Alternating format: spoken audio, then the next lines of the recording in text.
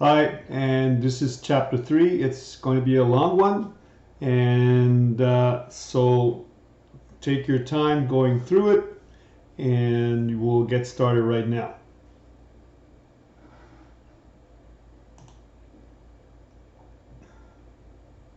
This is chapter 3, exploring language elements. There are 4 sections, as you could see. And the first section we're going to look at is the parts of speech. And the topic certainly goes from nouns all the way to interjections. We're going to go through this, and you will certainly have to do a lot of reading for this chapter because there's a lot of sections and a lot of information to be shared. So nouns, I'm not going to read everything. You can certainly stop the screen and read, or you have the chapter also. I'm just going to go through it. You have all this information here, so you can take your time and stop the screen and read what it says. So nouns, the word noun is derived from the word meaning name. So a noun is the name of a person, place, thing, idea, concept, or quality, right? So there's different types of nouns. So let's get into it. Pronouns. Pronouns are words that replace nouns. Examples include I, you, he, it, we, so on and so forth. So pronouns add variety to our speech and our writing and provide us with shortcuts. Here are some examples. But we don't always use pronouns in business English, but in some cases we do.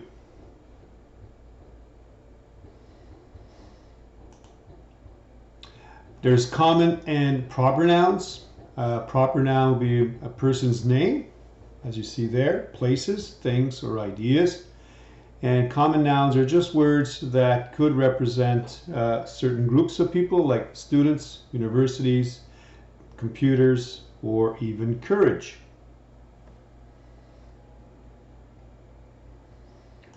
So here is the first little exercise, the first checkup number 1.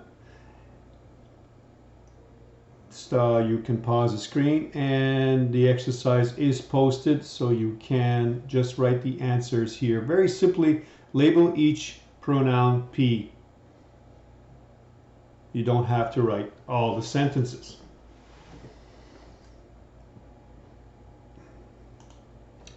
Then you have verbs, parts of speech. Verbs are words that express action, a state of being, or a condition. Verbs that express an obvious action are called action verbs because they give sentences life. And here are some examples. You also have linking verbs. Linking verbs include forms of the verb to be, such as am, is, are, and so on. Linking verbs also include the sense verbs look, feel, sound, taste, and smell, as well as appear and become. And there is an example.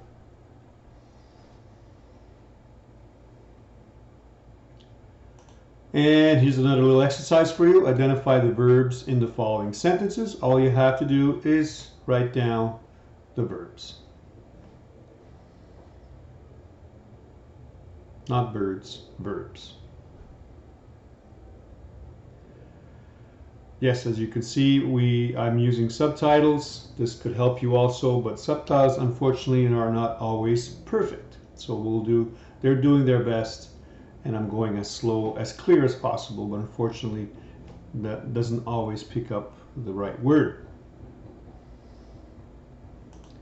So next is adjectives. Adjectives describe nouns and pronouns by limiting or making more specific the noun or pronoun. Another word for limiting is modifying. So adjectives may show what kind of, which one, or how many. Here are some examples.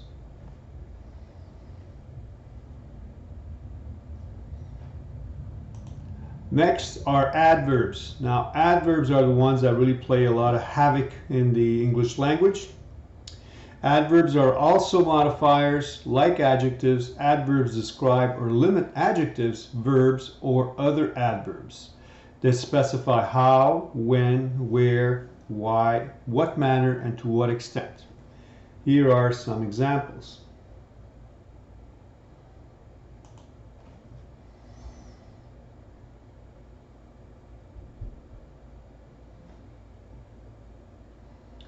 And checkup 3, identify the words in parentheses as either adjectives or adverbs. Again, here, do not write, you don't have to write the whole sentences, just the answer.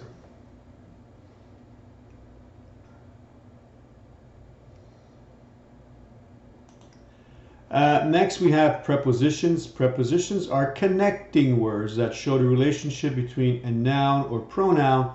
In other words, in a sentence, the following words are commonly used prepositions. In prepositions, we also have prepositional phrases. So here are prepositional phrases with the preposition in May, in the morning, for Helen, for us, all the way down to to. Preposition is to. The prepositional phrase would be to the park, to my friend. That is a phrase. Next are conjunctions. Conjunctions are words that join words, phrases, and clauses, or clauses, I should say. Coordinating conjunctions connect words, phrases, or clauses of equal rank. Note how the coordinating conjunctions and, but, or, and, nor are used in these following sentences. You also have subordinating conjunctions, join subordinate clauses to main clauses. They indicate that the clause that follows is subordinate to the main clause.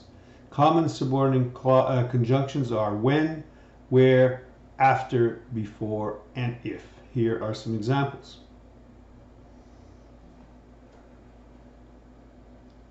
And checkup 4. Identify each word in parentheses as either a preposition or a conjunction. Again, here, all you have to write P or just C, or preposition or conjunction. Simple checkup exercises.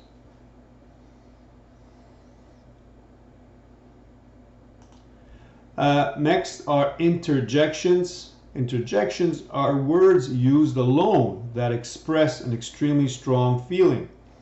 Interjections are often followed by exclamation marks as shown in the following examples.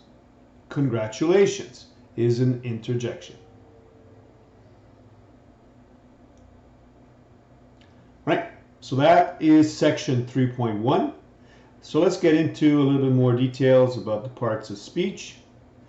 And we've got section Whoops, sorry. In traditional grammar, a part of speech is a category of words that have similar grammatical properties. Thank you, Siri. Would you like to hear more? No, thank you, Siri. A little bit of a comedy interjection there by Siri. So we have Siri that just came in and interjected. So that's cool. So here we go. Section 3.2, the sentence. So let's get into what the sentence is all about. First part of the sentence is the subject or subjects. The subject of a sentence names the person or persons speaking, the persons or persons spoken to, so on and so forth. Here are a few examples. So a quick checkup right away. Identify the subjects of the following sentences. Determine whether the persons or persons speaking, the person or persons spoken person, or thing spoken about. Again, just write down the subjects.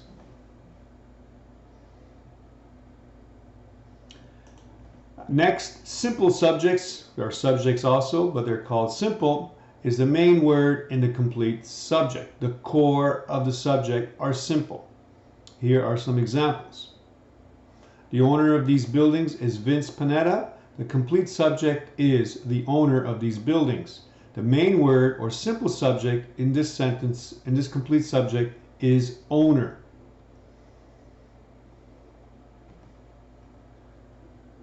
So the simple subject is the main word in the complete subject, as I mentioned, and just to repeat, the core of the subject.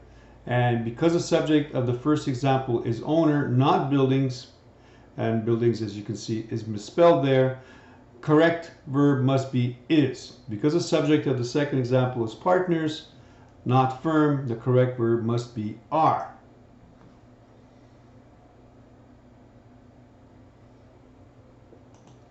Right, so here's a little checkup. Number 3, identify. As you can see, you're only doing the odd checkups in this one. Identify the complete predicate in each of the following sentences.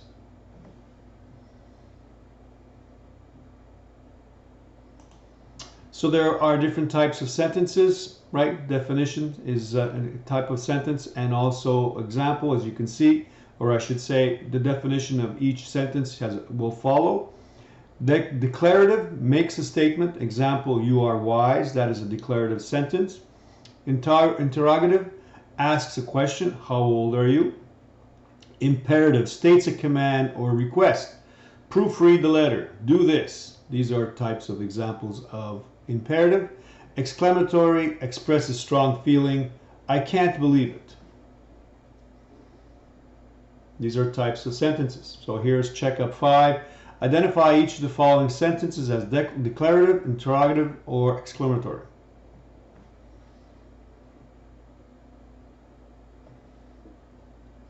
Next, we have clauses and phrases. No, not Santa Claus, clauses. And this is a really big, important part of the English language where a lot of students have issues with. So let's get into that. So words that are grouped together are classified as a clause if the group of words includes both a subject and a predicate. That is a simple rule. A group of related words that does not have both a subject and predicate is called a phrase. Okay?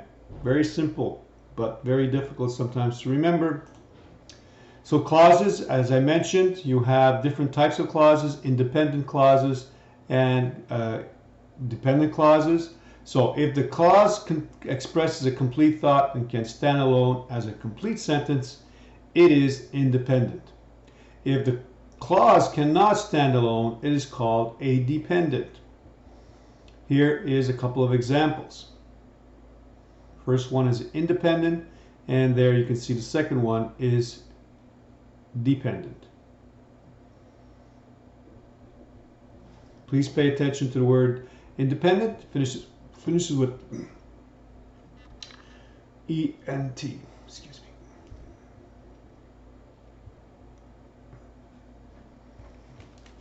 me.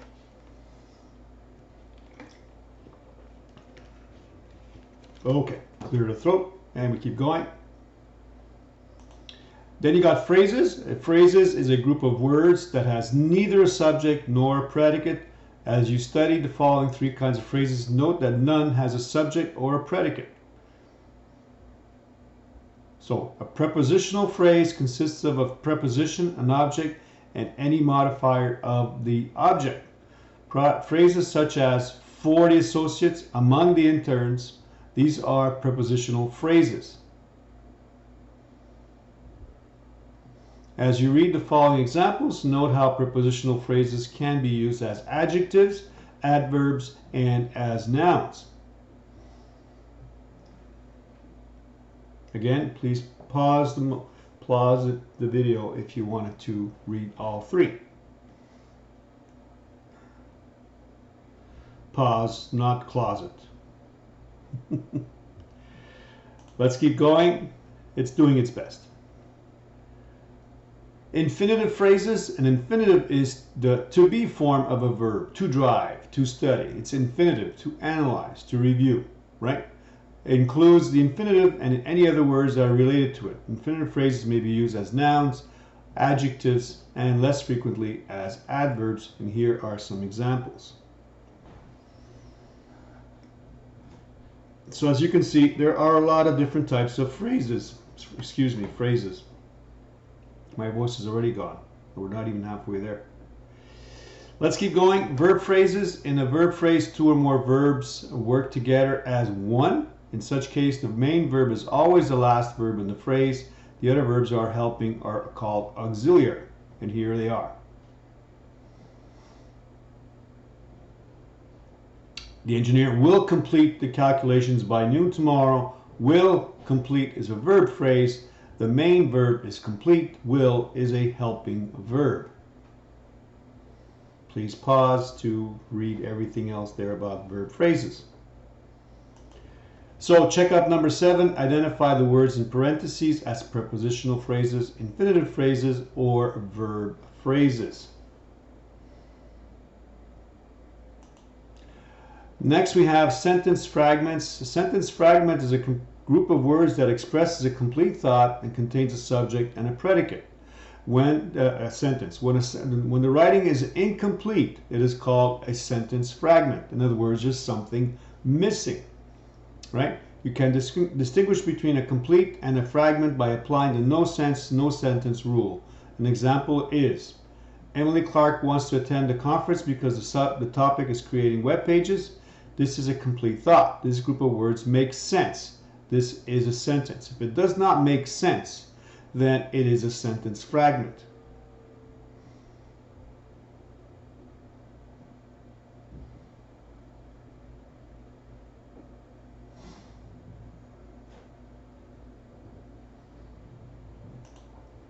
Okay, next section, 3.3.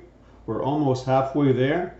This is verbs. Now, verbs is a very big part of this parts of speech, and how do we identify verbs? Right? So verbs, what they are really are actions or conditions. So as you can see here, the verbs signed will be running are all actions. Here, the next part, conditions. The word seem, the verbs seem, felt, and so on, all describe certain conditions, are not actions.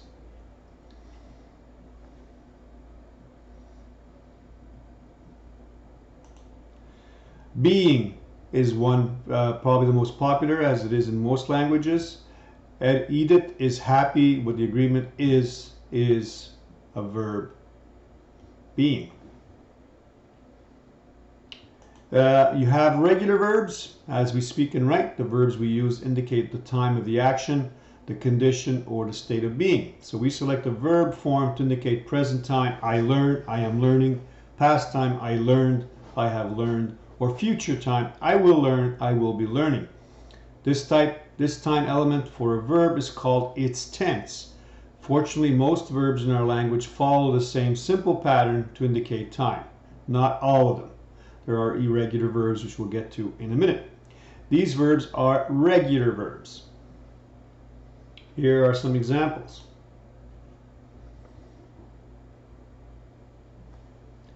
So next exercise, now we're going to do the even numbers checkups. Copy the following chart, then fill in the missing parts for each entry. This won't take you that long to do. Please pause the screen. Next, we've got verb phrases, right? A verb phrase consists of the main verb and, as you saw before, and any helping verbs used together to function as one verb. As we saw, here are examples. Can move, did prepare, will hire. Right?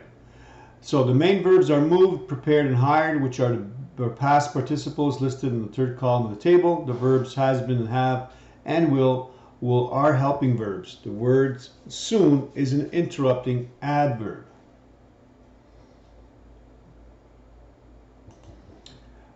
So verb tenses. The verb tense is the form that tells when the action did or will occur. We saw that earlier. So the present tense is used to show action that is happening now. Next you have past tense. The past tense is used to indicate action that has already been completed. It is formed by adding ed to the present tense, or d if the present tense already forms with an e, as you can see there. Next you have the future tense. This tense indicates action that takes place in the future. We also have perfect tenses. Each of the present, past, and future tenses has a correlated perfect tense. Perfect tenses are commonly used in our everyday conversation and writing. So the present perfect tense is used to show that an action or state of being began in the past and may still be occurring. This tense is formed by using the helping verbs has or have. with a past participle. Here is an example. Emilia has redecorated the first floor of the house. Past, present perfect tense for an action that was begun in the past. Has redecorated. Then there is past perfect. So past perfect similar to present, but in the past is used to show which of two past actions occurred first or an action was completed before the specific time. Rico had mailed his check before he received the cancellation notice. The verbs had mailed and received show two past actions. The past perfect here is had mailed. You also have the future perfect. The future perfect tense shows an action will be completed by some specific time in the future. Here is an example. The architect will have completed his sketches for the new wing long before the deadline. Will have completed is the future perfect tense. We have many different other tenses. The progressive tense is another one. Present, past, future, and conjugating also. So the progressive, I should say, closely relates to the 6 tenses that discussed are the progressive tenses which depict actions are still in progress. So present progressive, I am using. Past progressive, they were reviewing. And future progressive, Maria will be taking. And here they are to give you a perfect example of what the tenses are. From present tense all the way to future progressive tense. And checkup 4, use each of the following regular verbs in a sentence. So write down sentences using these verbs. And as I mentioned earlier, there is also irregular verbs. Most verbs follow the regular pattern, but there are exceptions. And here are some exceptions of the verbs that do not follow the same patterns as the regular verbs.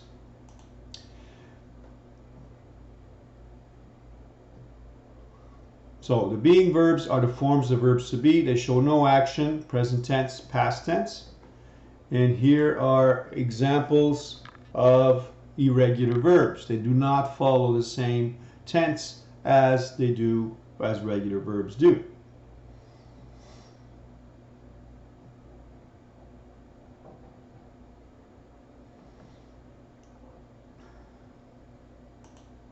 And checkup 6, write the verbs and verb phrases in the following sentences. Identify each being verb that is a main verb by writing be next to the verb. Or just write be and the verb in your exercise, very simply.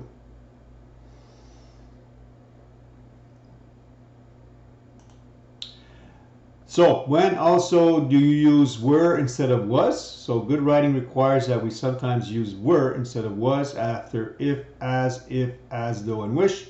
Whenever such statements describe something contrary to fact or simply not true, and this is how we use it. So here is an example. We wish it were possible for us to predict stock prices, but government regulations prohibit us from making such claims. If it is not possible, therefore were is correct. If it was possible, then it would be was. Just a rule of English. So as you can see, there's a lot of rules in English, or a lot of exceptions, irregular verbs, and here is were instead of was. In English, we have transitive and intransitive verbs. A transitive verb is a verb that requires an object to complete its meaning. So it needs a direct object to complete its meaning. So here we have an object. A direct object is a person or thing that directly receives the action of the verb. An indirect object tells to whom or for whom something was done. So an indirect object is indirect versus direct. So here's an example. John accepted. John accepted what? Whom? John accepted is a transitive or not a transitive sentence.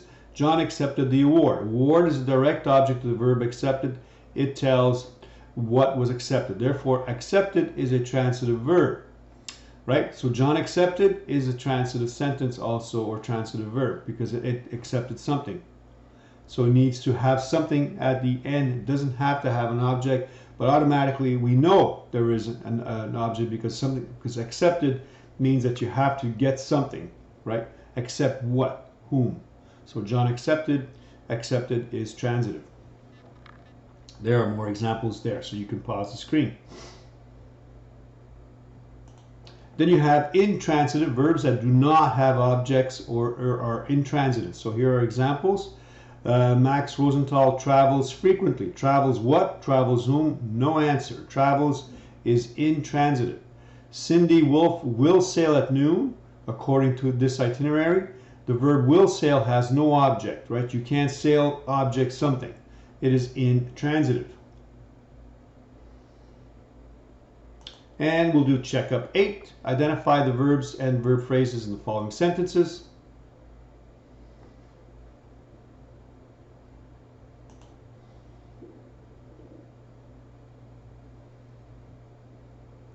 Now you can review carefully the principal parts of the following irregular verbs.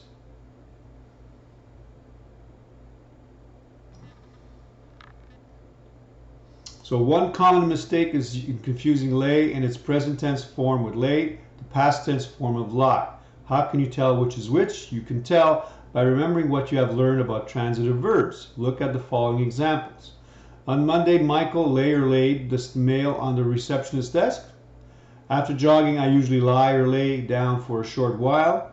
And yesterday, I lie or lay down for only a few minutes. So you can read there what it says, right? Let's look at the first one. Does the first verb have an object? Yes, mail, right? On Monday, Michael, what? The mail. So as you learned, laid is the past tense form of the transitive verb to lay, so laid is correct. And you could look at the other two sentences, and again, you can pause the screen. This is an intriguing part of the English language about lay versus lie. And we arrive to 3.4, which is the predicate agreement, right? Predicate agreement. A predicate must agree with its simple subject in number and in person. So let's take a look at that, what predicates are. This statement is the basic rule of agreement for all sentences. A predicate always includes a verb, of course, and that verb must agree with the subject of the sentence in both number and person. So let's take a look at this. So, agreement of pronoun with subject. If the complete predicate includes a pronoun that refers to the subject, that pronoun must also agree with the subject in number. And here are some examples.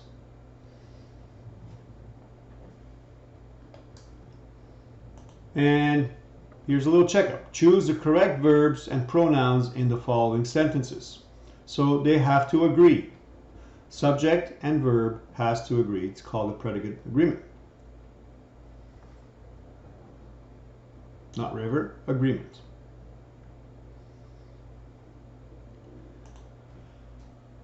And here are simple subject agreement problems that we can face, right? The inverted sentence agreement problems most often arise when the subject is difficult to identify, as in inverted sentences, where the verb comes before the subject. Here is an example. So you have to ask yourself always in question form, and you will get the actual sentence agreement, or I should say the predicate agreement.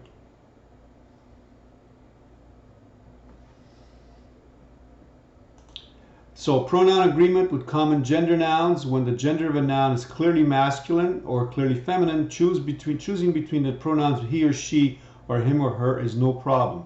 Common gender names or nouns are those that can be either masculine or feminine, such as employee, student, teacher, and so on, right? So the traditional rule has always been to use masculine pronouns to represent common gender nouns, but that certainly has changed today, and you can use one or the other, feminine or masculine.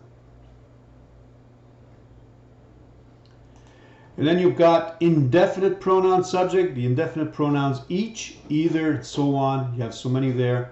Then are always singular, right? From each all the way down to nobody or neither are always singular. So when they are used as subjects and when they modify other subjects, their predicates must be singular. Each of the printers has, not have, has a long cable that connects it to the computer. So check-up 3, correct the following sentences for any agreement errors in the use of indefinite pronouns. If the sentence is correct, write OK. We're on the last leg. We're almost there. This is a very interesting chapter, and you should watch it a couple of times. There's a lot of information here, certainly, and the exercises will help you a lot. So, predicate agreement with special subjects. This predicate must agree with its simple subject and number and person. As you review some especially troublesome agreement problems, keep this rule in mind. So, there are certain exceptions. So, part, portion, or amount subjects. Here we have some examples. Other subjects that may be either singular or plural are those that refer to a part or portion or amount of something. Thus, all, some, all these what you see there, or none, may be either singular or plural depending on the noun to which they refer, right? Some of the house has or have been painted, right? Part of some of what? Answer, part of the house. Therefore, has been painted is used to agree with the singular house. Some of the houses have been painted. Part of some of what? Answer, some of the houses. Therefore, have been painted is used to agree with the plural houses. Checkup number 5, correct any agreement errors in the following in the use of a number or the number. Write OK if a sentence is correct.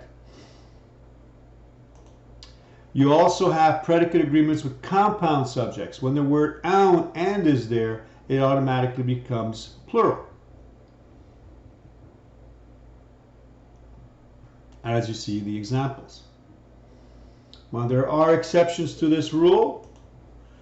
Right? 2 exceptions of this rule are possible. If the 2 nouns joined by and refer to one person, then that subject is really singular and takes a singular verb. If 2 or more subjects joined by and are modified by each, every, or many, then the predicate is singular. An example is, each secretary and assistant is not have been, has been asked to return the complete questionnaire. So it becomes singular. Very important. Here is checkup 7. And we're almost done.